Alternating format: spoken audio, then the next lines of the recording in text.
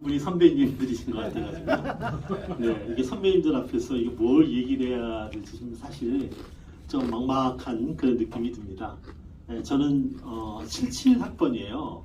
그러니까 여기 아까 우리 제 사학과 출신인데 우리 한 목사님 만나뵀는데 저보다 14년 선배시더라고요. 네. 너무 참 감사하고 너무 참 반가웠습니다. 저는 그 대학 시절을 그 4학년이 1980년도였거든요. 그래가지고 좀 우울해요 사실. 제가 학창 시절 생각하면 뭐 봄학기 그 가을학기 뭐 거의 수업을 못했습니다. 거의. 네, 그래가지고 뭐 데모하고 뭐 또 학교가 다시 열렸다가 또 데모해가지고 또 문 닫히고 그래서 도대체 4학년을 어떻게 보냈는지 모르게 그렇게 졸업을 해가지고요. 그때로 돌아가 생각하면은 참 안타깝고 좀 우울한 그런 측면이 있는 게 사실입니다. 네, 근데 아무튼 제 이렇게 우리 그 동문 목사님들과 함께 이런 주제로 이렇게 말씀을 나눌 수 있어서 감사하고요. 저는 이 주제의 환대라는 주제, 호스피탈리티에 관심을 가진 거는 미국에 와서 이민자로 살면서 저나 저희 가족에 대한 주위 사람들의 환대가 없었으면 제가 이 자리에 설 수가 없었다 그런 생각이 있고 특별히 이민자들한테는 공항에 우리를 픽업하러 나온 사람부터 우리에게 제공해 주었던 그 사랑의 표현 참 그게 참 결정적이었던 것 같아요.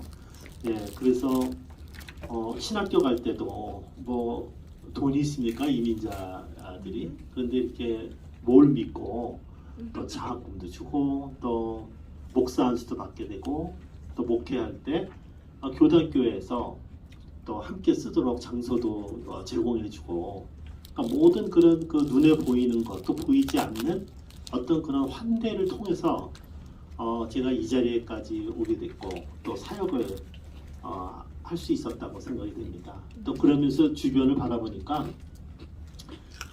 같은 그 이민자들인데 고생하는 분들이 너무 많다는 걸 알게 됐어요. 특별히 이제 체류 문제 때문에 너무 힘들어하시고 불안한 가운데 사시는 분들, 원하던 원하지 않던 소위 말하는 뭐 일레갈 스테이터스가 되어버리고 또는 뭐 non documented 스테이터스가 돼서 힘들어하시는 분들을 주변에서 같은 동료 목회자들 또는 교우님들, 친구들 보면서 저 도와줄 수도 없고 어떻게 참 안타까운 마음으로 늘 함께하는 게 지금도 그렇게 계속되고 있습니다. 예, 그리고 또 이민자들이 겪는 그 불이익 참 이런 것도 참 너무나 많고 그래서 이런 걸 보면서 우리가 우리 크리스찬 그 교회들이 이런 환대라는 걸 조금 더 깊이 생각하고 이게 어떤 그런 환대의 목회를 더 이렇게 집중적으로 하면 어떻겠는가 그런 이제 생각이 많이 들어가지고 이런 주제를 제가 관심을 가졌고 또 이런 주제에 대해서 우리 또 함께 나눴으면 합니다. 여러분 이제 이 사진을 보시면요 이게 그 한국일보에 나왔던 건데. 이게 그 텍사스의 이민자 밀어내기 9,000명 워싱턴 뉴욕으로 무작정 이송 이런 타이틀이 붙은 뉴스 기사의 그 사진입니다. 저는 이걸 보고 한 두 가지 때문에 놀랐는데 하나는 와 텍사스 주에 그렇게 그 소위 말하는 국경을 넘어오는 무작정 그래서 소위 불법 이민자가 이렇게 많구나 하는 걸 새삼 느꼈고 또 하나는 와, 이 사람들을 또 비행기에다 태워가지고 강제로 워싱턴, 뉴욕 그리고 어저께 신문 보니까 또 시카고로도 보냈더라고요. 그렇게 또 겨울을 맞이하면서 추운 동네로 쫓아버리는 거예요. 의도적으로. 왜냐하면 이제 11월 달에 선거가 있잖아요. 그러니까 이제 지금 이제 지금 이제 뭐라 그래요? 그 집권하고 있는 사람들이 그 지지층의 그걸 얻으려고 이런 행동을 하고 있는 겁니다. 그래서 제가 이걸 보면서 많이 생각을 했어요. 저 사람들하고 나하고 뭐가 다를까? 나는 여기서 이렇게 살아가고 있는데 저 사람들도 어쨌든 간에 미국에 이민자로 오고 싶어서 이렇게 온 건데 참 이걸 보면서 참 많은 생각을 하게 됐습니다. 그러다가 이제 제가 생각을 한 게 1993년도에 프랑스에서 산 파피얼 무브먼트라고 있는데요. 이게 without document라는 뜻이잖아요. 그러니까 이제 우리가 말하면 이제 non-documented 그러니까 서류를 갖추지 못한 이민자 운동인데 여기 큰 사진을 보면요. 저기 무슨 사진인 것 같으세요? 큰 사진 있지 않습니까? 어떤 상황일까요, 저게? 교회 안에 있는 사람을 찾아 들어가는 거예요. 예, 아주 정확하시네요. 네. 네, 이게 이제 성당입니다. 성당. 그 베르나르 성당이라는 그 파리에 있는 성당이 있는데 거기에 그 300명의 아프리카에서 온 말하자면 불법 이민자들이 도망갈 데가 없으니까 성당 안으로 들어가 버린 거예요. 그러니까 이제 이거를 경찰들이 법에 합법적으로 이제 끌어내려고 하는데 이제 시민들이 서서 그를 저지하고 있는 것입니다. 못 끌어내게. 그래서 저기 오른쪽에 맨 위에 보면 이제 어떤 흑인 청년 이제 강제로 지금 이제 끌어내는 장면이고 가운데가 이제 어떤 그 가족을 또 강제로 끌어내는 장면이죠. 그래서 이 사건이 이 프랑스 시민들한테 큰 충격을 줬어요. 그래서 실제 그 법하고 양심하고 어떤 갈등을 일으키게 된 겁니다. 그래가지고 이 운동이 벌어졌어요. 그러니까 뭐냐면 프랑스를 찾아오는 사람들, 근데 소위 말하는 불법 체류자라고 하는 사람들을 더 이상 불법 체류자라고 하지 말고 다큐멘터리를 갖추도록 도와주자 하는 운동입니다. 이게. 그래가지고 이 끌려내온 사람 중에 일부는 쫓겨갔고요. 대부분은 프랑스에 정착할 수가 있었습니다. 그러니까 이 운동이 세계적인 운동으로 발전해서 오늘날 이제 미국도 불법 체류자라는 말을 사용하지 않습니다. 공식적으로요. 많은 주가. 우리 사는 캘리포니아도 그 illegal immigrant라는 말을 사용하지 않아요. non-documented people 이렇게 표현을 하죠. 네. 그래서 이제 그런 상황입니다. 또 하나는 이게 이제 그림인데 이 사람들은 누구죠? 여러분들 보시기에 뒤에다가 남자는 배낭을 하고 있고요. 이게 뭐냐면 남미에서 무작정 걸어서 미국으로 걸어서 들어오는 그 사람들을 상징하는데 예수님의 그러니까 육신적인 아버지인 요셉, 마리아, 그 예수님 상징해서 이렇게 그림을 그렸죠. 그러니까 예수님과 그의 가족도 이집트에서 그 non-documented refugee였다는 거예요. 그 쫓겨갔지 않습니까, 예수님 가족들이. 네, 그래서 우리가 이런 사람들에 대해서 어떻게 대해야 되느냐 하면서 이제 많은 그 환대에 대해서 특별히 우리 크리스찬 교회들이 생각을 많이 하게 된 것입니다. 이런 환대 철학이나 환대 신학이 등장한 배경이 있는데요. 하나는 1, 2차 세계대전의 참혹성, 너무나 많은 사람들이 죽고 너무나 많은 사람들이 자기 고향을 상실했죠. 이스라엘 국가 수립과 함께 중동에서 벌어진 팔레스타인 전쟁, 또 많은 난민이 발생했습니다. 소련 붕괴 후 진행된 동구 국가의 종족 청소 및 난민 발생, 참 비극적인 상황이 동유럽에서 많이 벌어지지 않았습니까? 또 아프리카, 아시아, 남미에서 벌어진 내전 및 대규모 난민 발생, 그리고 미국은 9.11 테러와 또 미국의 대중동 테러 전쟁으로 아프가니스탄, 이라크 전쟁을 겪지 않았습니까? 그리고 신자유주의 체제 가운데 발생하는 세계적인 이민과 난민 현상이 지금 벌어지고 있습니다. 그래서 제3세계에서 제1세계로 사람들이 이동하는 것이죠. 그리고 탈식민주의 시대로 접어든 세상이 되어서 이제는 동일 공간에서 서로 다른 다양한 이질적인 문화들이 함께 조우하면서 살고 있다는 것이죠. 근데 이런 지금 세계사적인 변화 가운데서 엄청나게 많은 사람들이 자기의 고향을 떠나서 다른 나라로 들어오고 있습니다. 특히 우리가 살고 있는 미국, 캐나다 쪽에 사람들이 막 밀고 들어오지 않습니까? 지금 우리가 신문지상에 나오지 않지만요. 합법이든 불법이든 하여튼간에 미국으로 들어오려고요.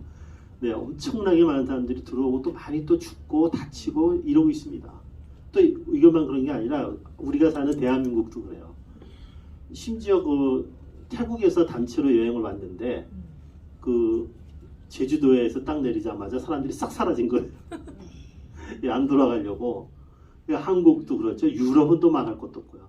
그러니까 이렇게 그 서로 다른 문화권에 사는 사람들이 그냥 물밀듯이 이 미국을 비롯해서 이런 그 소위 말하는 제1세계로 들어오고 있는 지금 이런 상황입니다. 우리가 살고 있는 이 시대가요. 그러니까 이제 환대가 그러면 무엇이며 왜 중요한가? 저는 이제 성경적으로 환대에 대해서는 예수님이 참 많이 말씀하시고 행동하시도록 합니다. 이건 전혀 새로운 게 아니에요. 제가 보기에는요. 크리스찬들한테. 우리 누가복음 6장 30절 31절에 보면 내게 구하는 사람들에게는 주고 누가 내 것을 가져가거든 도로 찾으려고 애쓰지 말라. 남이 너희에게 해주기를 바라는 대로 너희가 먼저 남에게 그렇게 해주어라. 아멘. 이 예수님 말씀이잖아요. 그리고 히브리서 13장 2절에 나그네 대접하기를 소홀히 하지 마십시오. 어떤 사람들은 평소 나그네를 잘 대접하다가 자신도 모르는 사이에 천사를 대접한 일도 있었습니다. 그 나그네가 하나님의 천사일 수가 있다는 거예요. 이게 여러분 어떤 내용이 기억나십니까? 이 기절에서요. 실제로 이건 있었던 일이죠. 네. 네, 우리가 잘 아는 그 아브라함이 3명의 그 나그네를 대접하지 않았습니까? 네. 네, 그걸 지금 말씀하고 있는 거거든요. 여기서. 그러니까 타인을 환대하는 것은 하나님을 맞아들이는 것일 수도 있다. 이게 이제 우리 크리스찬들에게 주어진 하나의 영적 깨달음이라고 할 수가 있습니다. 그러니까 절대로 우리가 낯선 자를 소홀히 함부로 대하면 안 되는 것이죠. 아멘. 환대는 구원을 위한 수단이 아니라 구원을 이루어가는 실행 과정이다 하는 것입니다. 저는 그 우리 이영선 그 목사님 회장님께 감사드리는 게 사실 오늘 모임도 이렇게 점심 장소 이런 거 다 제공해 주시고 이거 뒤에서 또 우리 마이크 이것도 비디오 다 봉쇄해 주시 이게 사실 다 환대거든요. 이게 우리를 환대해서 이렇게 해주시는 거 아닙니까? 사실 이런 것 없이는 우리는 뭐 사실은 복음을 나눌 수가 없어요. 그래서 저는 이제 가끔 가다가 교회에서 새신자반에서 우리 새로 오신 분들을 열심히 이렇게 환대하는데 저는 그거 굉장히 좋은 거라고 생각합니다. 근데 이게 교인 만들기 수단으로 환대하는 건 아니잖아요, 우리가. 그게. 그러니까 꼭 새신자반이 아니더라도 모든 목회 선상에서 이렇게 사람을 환대하는 것은 이건 우리가 크리스찬들한테 어떤 베이직, 이게 기본이 아닌가 아멘. 그런 생각을 좀 새삼스럽게 해보고 있습니다. 그래서 이제 조금 이제 우리가 철학적으로, 신학적으로 좀 우리가 정립을 해볼 필요가 있는데 이 사람은 임마누엘 레비나스라는 유명한 그 유대계 프랑스 철학자입니다. 근데 환대에 대한 철학을 집대성하신 그런 분이세요. 근데 이분이 유명한 얘기를 했습니다. 환대가 바로 의다. 아까 우리 김연아 목사님 그 righteousness와 종교성에 대해서 우리가 지금 생각해봐야 된다는 말씀하지 않았습니까? 근데 그 의, 그러니까 환대가 의다. 이렇게 얘기를 했습니다. 뭐냐면 유명한 얘기를 했는데요. 야곱의 본질인 흠이 없음, 올고즘이 이스라엘의 정체성이다. 이게 무슨 얘기냐면 여러분 야곱이 이스라엘 아닙니까? 하나님이 이름을 이스라엘로 바꿔줬잖아요. 근데 그 야곱의 에센스, 본질이 뭐냐면 테미무스라 이거예요. 테미무스. 근데 저희 테미무스라는 말이 이제 히브리어 전통적인 얘기에서 그러니까 뭐냐면 flawlessness, 그러니까 흠이 없음, 완전함 그런 뜻입니다. 그러면 이스라엘의 본질은 흠이 없음인데 그게 뭐냐면은 올고즘이다 이거예요. 이게 다른 말로 의라는 것입니다. 그런데 왜 의가 그 이스라엘의 정체성이냐? 이것이 바로 아브라함이 낯선 세 사람의 나그네에게 베푼 무조건적인 환대 때문에 그렇다는 거예요. 그 환대를 베푸니까 거기 왔던 그 세 명의 주의 사자가 복을 내렸는데 그 복이 뭐냐면은 잉태를 못하는 세라에게 자식을 낳게 주셨잖아요. 그래서 이삭을 낳고 그 이삭이 이스라엘을 낳잖아요. 그러니까 이 환대가 없었으면 이런 복이 안 왔던 거예요. 그러니까 이스라엘의 하나님의 백성의 정체성은 어디 있냐? 환대에 있다는 것입니다. 그게 의라는 것이에요. 그러니까 환대라는 것이 시작이요 끝이다. 이스라엘 정체성에 이런 그 유명한 얘기를 했습니다. 그래서 타인에 대한 어떤 새로운 자리매김을 하는데 우리가 타인 있지 않습니까? 다른 사람들. 이제 이 사람이 한 얘기를 그냥 그대로 한번 좀 읽어보겠습니다. 각 개인의 인격적 존중과 타자에 대한 윤리적 책임에 기초한 평화 수립 이게 가장 중요하다 이런 얘기를 하고요. 그러니까 진정한 주체란 타인의 존재를 자기 안으로 받아들이고 타인과 윤리적 관계를 형성할 때 비로소 가능하다. 타인은 우리에게 얼굴로 다가온다. 이게 무슨 얘기냐면 이제 제가 이해한 바로는 하나님이 우리 인간을 어떻게 만들어놨냐면요. 우리가 이 땅에 사는 동안에 앞을 눈으로 보시는 분이나 못 보시는 분이나 내 얼굴을 직접 보지 못하게 만들어 놓으신 거예요. 그러니까 우리가 우리 얼굴을 보는 거는 거울을 통해서 볼 수 있거나 사진으로 보거나 동영상으로 볼 수 있죠. 간접적으로. 그러나 직접 내 얼굴을 내가 못 봅니다. 눈이 여기 달린 것도 아니고 앞에만 달려 있으니까. 그러니까 우리는 오직 누구를 보면서 사냐면은 타인만 보면서 사는 거예요. 평생을. 그러니까 나의 존재는 뭐냐면 나를 쳐다보고 있는 그 사람들과의 관계에서 내가 어떤 사람인지가 결정되고 드러나게 된다는 것입니다. 그러니까 하나님이 그렇게 만들어 놓으셨다는 거예요. 인간을. 그러니까 뭐냐면은 내가 누구냐 얘기할 땐 항상 나를 쳐다보고 나에게 말을 걸어주고 나와 함께하는 그 사람들 관계 속에서 내가 그 정체성이 결정된다. 이런 이야기를 했습니다. 그래서 이게 이제 얼굴로 다가온다는 게 이제 그런 얘기인데요. 타인의 얼굴은 상처받을 가능성이라는 무한의 메시지로 다가온다. 뭐냐면 특히 난민이나 이민자를 보면은 말은 안 통해도 그 눈에 뭐라고 써 있냐면 나를 죽이지 마세요. 나를 좀 살려주세요. 그 메시지를 던지고 있다는 겁니다. 우리한테. 그러니까 우리가 어떻게 응답해야 되냐는 것이죠. 거기에 대해서. 그러니까 타자는 타자로서 높음과 비천함의 차원에 스스로 처해 있다. 영광스러운 비천함. 타자는 가난한 자와 나그네, 과부와 고아의 얼굴을 하고 있고 동시에 자신의 자유를 정당화하라고 요구하는 주인의 얼굴을 하고 있다. 한편으로는 도움을 달라고 애원하고 한편으로는 뭐냐면 나도 자유인입니다. 나에게도 당신이 누리는 것 같은 똑같은 자유를 주십시오. 그걸 요구하고 있다는 거예요. 이 두 가지의 메시지가 늘 타인에게서 온다는 것이죠. 그래서 타인의 공분과 무력함에 부딪힐 때 나는 내 자신이 죄인임을 부당하게 나의 소유와 부와 권리를 향유한 사람임을 인식한다. 가난한 사람이 있으면 가난한 사람 때문에 내가 얼마나 죄스러운 상태가 있는지를 깨닫게 된다는 것이에요.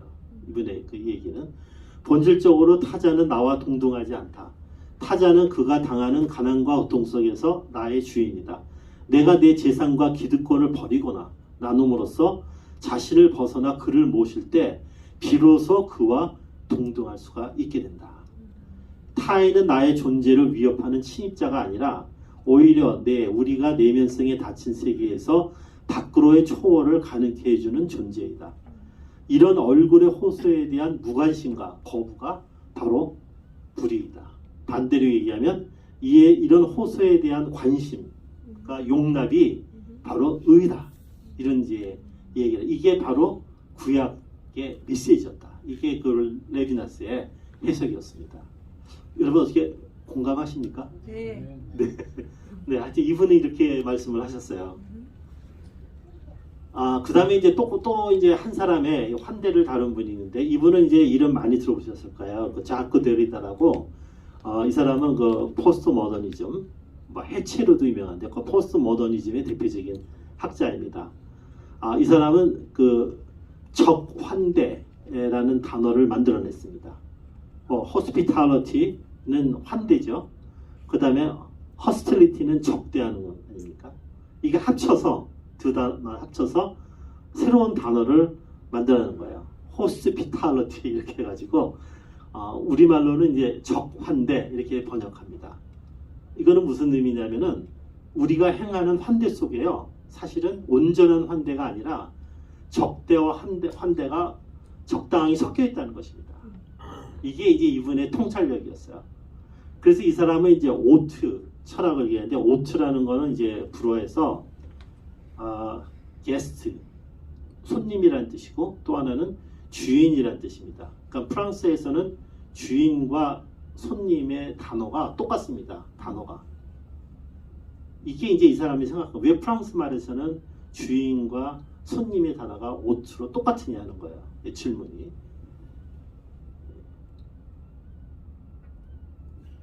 환대라는 것은 사회 윤리 중 하나가 아니라 모든 철학적 사유의 근원적인 토대다. 어떤 아이가 이 세상에 태어날 때 태어나서 자기 스스로 이제부터 내 엄마 환대가 필요 없어. 엄마가 나를 이 세상에 태어나게 해줬으니까 나 혼자 이제 설 거야. 이러면 불가능하다는 것입니다. 그러니까 모든 인간은 엄마나 엄마에 해당되는 어떤 분이 완전히 무저항적인 상태에 있는 아이를 돌보고 키워야지 얘네가 살아갈 수 있다는 것입니다. 그러니까 환대는 이게 모든 인간의 출발에 서 있다는 것이에요. 그러니까 그 환대 없이는 아무도 생존할 수가 없게 구조적으로 되어 있다는 얘기죠. 그래서 이 사람은 무조건적인 환대와 조건적인 환대를 구분합니다. 조건적 환대란 주체의 지배와 통제가 가능한 틀 내에서만 허용되는 법률적, 정치적 환대입니다. 아까 그 터키라네, 텍사스 주가 9천 명이라는 그 사람을 넘어왔잖아요, 국경을. 근데 텍사스 법에 의해 가지고 그 사람들을 강제로 쫓아내기가 어려웠어요. 그러니까 일단 환대를 해야 됩니다, 이게. 그렇지 않겠습니까? 왜냐하면 법이 인권에 그렇게 돼 있으니까. 근데 싫은 거예요. 자, 그러니까 어떻게 하냐면 다른 주로 보내버린 겁니다. 그냥 비행기를 태워가지고 그쪽 시와 상의하지도 않고 그냥 갖다 버린 거예요. 그러니까 뭐냐면 바로 데리다가 얘기하는 게 그런 것이에요. 우리의 환대라는 거는 이렇게 제한되어 있다는 겁니다. 우리의 법과 저기 대해서. 예를 들어서 여러분 우리 지난번에 아프가니스탄이 미국이 떠난 다음에 텔레반에 의해 가지고 점령되지 않았습니까? 그때 한국에 여러 아프가니스탄 사람들이 왔어요. 우리가 환대를 베풀어서 그분들이 왔지 않습니까? 근데 거기 조건이 있었습니다. 어떤 조건이었죠? 한국을 위해서 일했던 사람들, 그 가족들이었던 거예요. 그럼 만약에 어떤 사람이 필사적으로 살아남기 위해서 그 그룹에 끼었다고 했을 때 그 사람을 데려왔습니까? 안 데려왔습니까? 안 데려왔겠지. 저도 모르겠습니다. 근데 아마 안 데려왔을 확률이 커요. 그냥 기준이 있으니까. 그러니까 우리가 환대라는 거는요, 조건부예요. 그러니까 조건이 있는 거예요. 그러니까 누구에게나 다 환대하는 게 아니라 이 조건이 있는 것입니다. 근데 이게 조건부 환대라는 게 우리 크리스찬들에게 큰 도전이 됩니다. 챌린지가. 제가 우리 선배님들하고도 한번 같이 나누고 싶어요. 뭐냐면 우리는 복음을 전하지 않습니까? 그 복음의 핵심은 예수 그리스도잖아요. 그러니까 예수 그리스도를 믿어야 그 구원을 받고 또 천국도 가고 이렇게 되는 거 아닙니까? 그런데 그거와 상관없이 뭐 불교인이든 이슬람이든 뭐 무신론자든 뭐 그런 사람들한테 우리가 환대를 베푼다는 건 무슨 의미인가? 그러니까 이게 많은 토론거리였어요. 그러니까 어떤 사람들은 환대는 구원을 위한 수단이지 환대 자체가 목적일 수 없다 이렇게 주장하는 목사님들도 계세요. 그러니까 환대 많이 해봤자 예수 안 믿으면 아무것도 아니야. 이렇게 되는 거니까요. 여러분들은 어떻게 생각해요? 그러니까 아까도 제가 환대라는 거를 이제 구원을, 그러니까 복음을 전하기 위한 수단으로 이렇게 생각을 하느냐, 아니면 그 환대를 베푸는 과정이 그것이 예수 그리스도를 통한 구원으로 가는 과정이냐라는 어떤 신학적인 차이가 있을 수 있습니다. 거기에 대해서. 근데 이게 좀 생각을 해봐야 돼요. 근데 이번은 그러니까 무조건적인 환대라는 거와 조건부 환대라는 것이 항상 대립하고 갈등을 일으킨다는 겁니다. 우리 그 삶에서. 근데 무조건적인 환대는 뭐냐? 기대되지도 않고 초대되지도 않으며 신원을 확인할 수 없고 예견할 수도 없는 타자에게 열리는 무조건적인 수용. 이게 무조건적인 환대예요. 이게 진짜 환대다. 이렇게 얘기를 했습니다. 그래서 주체가 주도권을 지닌 초대가 아닌 인비테이션이 아니라 타자가 주도권을 갖는 방문, 비지테이션. 이것이 바로 그 환대요. 여기 속에서 진정한 그 환대가 실현될 수 있는 가능성이 있다 했는데 이분은 이제 역설적으로 이거 불가능하다 이런 얘기를 하는 거예요. 이게 가능하겠냐는 거예요. 우리가 살고 있는 이 땅에서. 근데 저는 갑자기 이 생각이 났어요. 예수님이 그 삭개오 얘기 아시죠? 네. 삭개오가 예수님을 초대했나요? 아니요. 아니잖아요. 그러니까 나무 위에 올라가가지고 보니까 예수님이 삭개오를 보고 네. 오늘 내가 내 집에 그 유아야. 거야겠습니다. 그러니까 예수님이 비지테이션을 한 거예요. 인비테이션을 한 게 아니라. 그러니까 예수님이 하나의 그 환대를 받는 자로 딱 그 사람 앞에 선 겁니다. 그러니까 예수님이 이렇게 환대를 하시는 게 아니라 예수님이 환대를 받는 자로 그 사람 앞에 가서 선 거예요. 그때 그 삭개오가 예수님과 제자들을 맞아들여서 환대를 베풀고 그랬을 때 그 사람이 또 변화가 돼서 그 구원이 이뤘지 않습니까? 그러니까 이 사건이 우리한테 주는 의미가 뭐냐? 예수님은 우리한테 올 때 늘 나한테 다 와라. 그러니까 예수님이 딱 서 있고 사람들을 다 예수님으로 인바이트하는 게 아니라 많은 경우에 예수님이 그냥 찾아가세요. 아멘. 예수님이 손님이 돼가지고 찾아간단 말이에요. 그러니까 아멘. 예를 들면 우리가 잘 아는 그 우물가의 여인과의 대화도 그 예수님이 그 여인을 초대한 게 아니잖아요. 가서 나한테 물 한 잔 주시겠느냐. 오히려 예수님이 도움을 요청했잖아요. 그 여인한테. 네. 그러면서 거기에 어떤 그 예배에 대한 참 진리의 메시지가 나눠지지 않았습니까? 네. 네, 그러니까 여기서 중요한 건 뭐냐면 우리에게 다가오는 내가 초대하지 않았지만 나에게 다가오는 그 낯선 자가 예수님일 가능성도 있다는 것이에요. 아멘. 이게 항상 우리 크리스찬들한테 타인을 대하는 그 자세의 핵심에 있어야 된다 하는 얘기죠. 아멘. 그래서 이질성과의 만남이나 개방을 전제할 때만 가능한 환대이다 하는 얘기죠. 예수님이 그거 다 따져가지고 저 사람은 사마리아인이야, 저 사람은 여인이야, 남편을 5이나 한 여인이야. 이거 다 계산해가지고 이렇게 갔다가는 큰일 나지. 내 복음 전도에 이상이 생길 텐데 이게 아니잖아요. 네. 예, 그러니까 이게 우리가 환대라는 거는 이질성의 만남이나 개방을 전제할 때 발생할 수 있는 것이다 하는 것입니다. 그러니까 성경에 등장하는 적대임에서 환대인 두 가지의 예가 있습니다. 창세기 19장 1절부터 16절이 있는데 8절을 보면은 당신들도 알다시피 이 룻이죠. 나에게는 아직도 남자를 모르는 2 딸이 있어. 내가 그 아이들을 데리고 나올 테니 당신들 마음대로 하시오. 하지만 내 집에 찾아온 이 손님들에게만은 제발 손대지 마시오. 이분들은 내 집에 오신 손님들이니 내가 잘 보살펴 드려야 할 것 아니요. 온 손님에게 환대를 베풀기 위해서 지금 뭘 제안하고 있는 겁니까? 자기 딸을 마음대로 해라는 거 아닙니까? 네. 이게 제가 한 20, 30년 전에 성경 읽을 때는 그냥 그런가 보다 하고 넘어갔었어요. 왜냐하면 그 시대에는 다 그랬겠지. 근데 최근에 이걸 다시 읽으니까요. 이거 너무 끔찍한 시츄에이션이더라고요. 이게. 요즘 특별히 여러분 아시다시피 어떤 미투 운동 이게 벌어지고 있는데 지금은 아마 이게 말이 되냐 아마 이렇게 될 거예요. 근데 이런 대목이 사사기에 또 나옵니다. 이 비슷한 얘기. 이건 더 심각하죠. 실제로 내주었지 않습니까? 그 처벌. 네, 그러니까 이런 것이 바로 환대와 적대가 함께 있는 문화라는 것이죠. 그리고 이 적환대는 오늘날 우리 미국 땅에서도 우리의 교회 현장에서도 나타나고 있다 하는 얘기입니다. 그러면 마지막으로 우리의 삶과 목회에서 환대는 누구에게 어떻게 실행될 수 있는가? 저는 아까도 우리 이 이사장님 발표에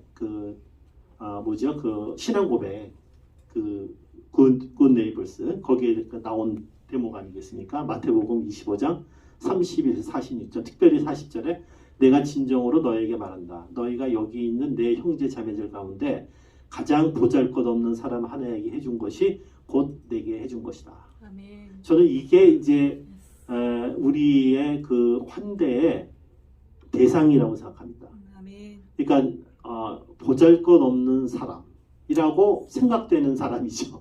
우리가 생각할 때 그 사람에게 나처럼 해준 거, 예수님을 대하듯이 해준 거, 이게 바로 선교요, 전도요. 아멘. 이게 환대라고 말할 수가 있습니다. 아멘. 우리는 교회의 주인이 아니죠. 예스. 교회를 찾아온 오트와 동일한 의미에서의 호스트일 뿐입니다. 우리는 똑같은 오트예요. 차이가 없어요. 단 뭐냐면 주인은 예수 그리스도. 아멘. 할렐루야. 그러니까 우리가 어떻게 주인의 행세를 하는 게 아니죠, 교회에서. 예스.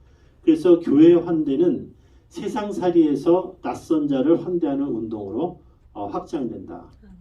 우리의 크리스찬의 그 삶 속에서 우리의 직장이나 또는 우리의 그 친교나 여러 군데서 만나는 수많은 사람들이 있지 않습니까? 네. 근데 특히 미국은요, 낯선 자가 너무 많아요. 그 사람들은요, 우리도 낯선 자로 생각을 해요. 보면 얼굴 색깔도 다르고 문화도 다르고 뭐 다 다릅니다. 저는 지금도 기억나는 게 미국에 처음 와서 우리 큰애가 초등학교 1학년이었는데 친구를 데리고 왔는데요. 친구를 사귀어가지고 머리에 스카프를 쓰고 있는 거예요. 알고 보니까 저기 인도네시아에서 온 유학생의 딸이었고 이슬람 문화권에서 온 친구였어요. 그러니까 나는 처음 봤어요. 이슬람 문화. 근데 제 딸하고 절친 중에 한 명인 거예요. 둘이 너무나 친하게 지내고 집에서 생일 파티를 했는데 그 어머님이 오셨거든요. 그때 제가 라마단이 뭔지 처음 알았어요.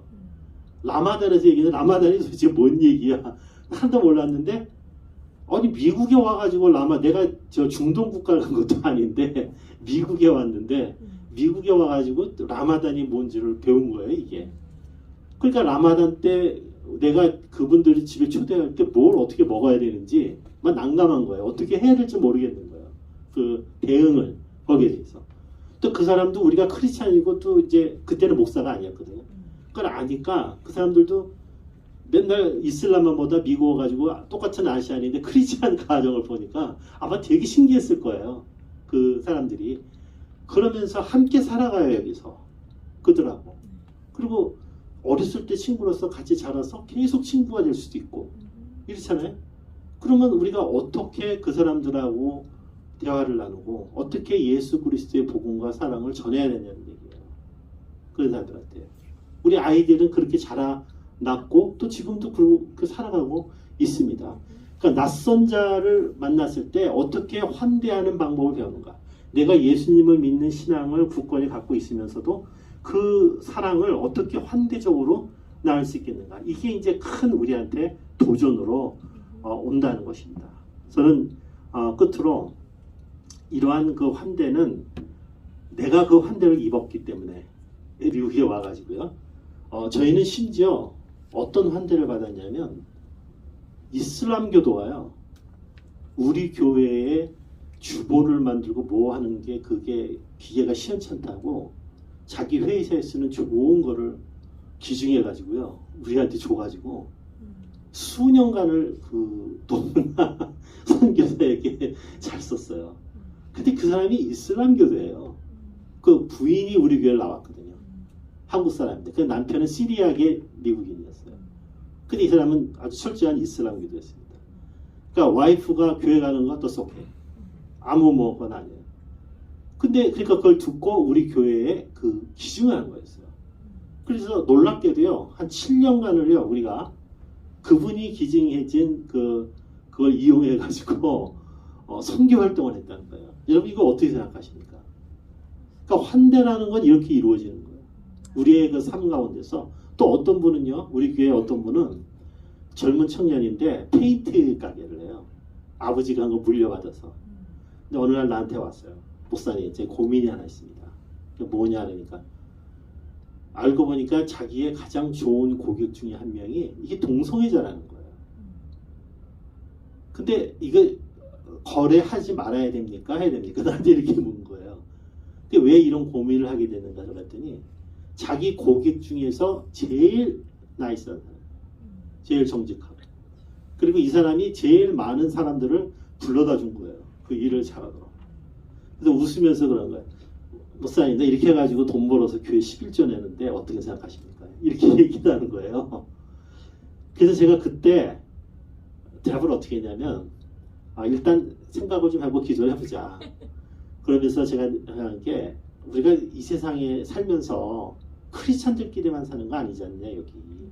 그럼 당신이 그 사람의 친절을 고마워하고 너도 그 사람한테 똑같이 그 친절을 베풀고 그 일을 잘해야 될 거 아닙니까? 그 페인트나 이런 거 날림을 하면 안 되잖아요. 그 성실함과 그 나눔 속에서 예수 그리스도를 발견할 수 있다. 그러니까 예수 그리스도를 발견한다는 게 꼭 내가 가지고 나는 크리스찬이야. 넌 아니지. 너 예수 안 믿지. 예수 믿어야 돼. 이렇게만 얘기한다고 해서 그 사람한테 복음이 들어가는 것만이라고 말할 수는 없다. 심지어 네가 저 사람이 너한테 이렇게 친절하게 해줬으면 너도 그 친절함을 최선을 다해서 일을 열심히 하고 봉사를 하면 상대방이 어떤 사람이든 우리 크리스찬들은 모든 사람에 대해서 일을 정직하게 또 모든 사람에 대해서 일을 최선을 다해서 한다. 이런 것들이 전달될 때 사람들이 그걸 보고 예수 믿는 사람들은 역시 이렇구나. 이런 생각을 하는 것도 하나의 전도 방법이 아니겠느냐. 제가 그렇게 조언을 해준 적이 있습니다. 근데 우리가 사는 이 땅은 그렇습니다. 그래서 제가 이 환대에 대해서도 쭉 생각해봤고 오늘 여러분들하고 짧은 시간이었지만 함께 나눠봤습니다. 네, 감사하고요. 여기까지 마치겠습니다. 마치고 혹시 뭐 코멘트 하시거나 아니면 뭐 또는 다른 의견이시거나 아니면 질문이나 뭐 자유롭게 혹시 나누실 거 있으시면 특별히 없으면은 이만 마치도록 하겠습니다. 네. 오늘 저희들을 진리와 자유를 추구하는 우리 연세동산에 불러 모아주시고 특별히 저희들을 택해서 하나님의 귀한 일꾼으로 불러 또한 이제 섬기게 해주셔서 고맙습니다. 우리들이 연목회 활동을 통해서 더욱 저희들의 신앙과 믿음 그리고 또 저희들이 하려고 하는 사명이 명확하게 정말 발견되어질 수 있는 그 기회를 저희들이 허락해 주심을 감사드립니다.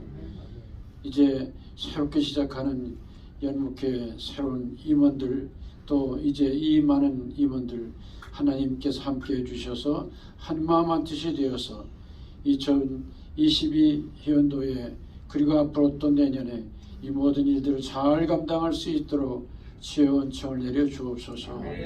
이제 이 집 행사로만 끝나는 게 아니고 좀 세미나와 이런 또한 아름다운 귀한 이 정말 아름다운 모든 모임을 통해서 하나님께 영광 돌리게 해주신 것을 감사드리며 우리가 정말 말씀 안에서 정말 교회 안에서만 살던 이 모든 것들을 이웃과 더불어 사회를 변화시키는 일에 앞장서는 저희들이 될 수 있도록 은혜를 베풀어 주실 줄로 믿습니다. 모든 영광을 주님께 돌리며 우리 주 예수님의 이름으로 간절히 기도드립니다.